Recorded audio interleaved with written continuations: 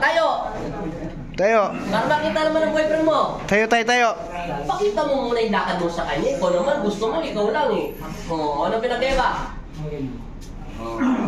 Masaya ka natin. Alang gagaga. Walang iyak. Walang iyak.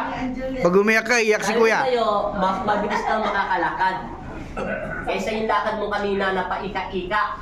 Kaya paika-ika lakad mo, mabigat ang pakiramdam mo. Tsaka wala nang sakit hips mo niyan, Angel. Wala nang sakit hips mo niyan. Antayin mo lang magkaroon ka ng laman. 14 days. Kumain ka na kumain. Gagana na lahat yan. Oo. Wala ka ngayon, ano pinag-iba?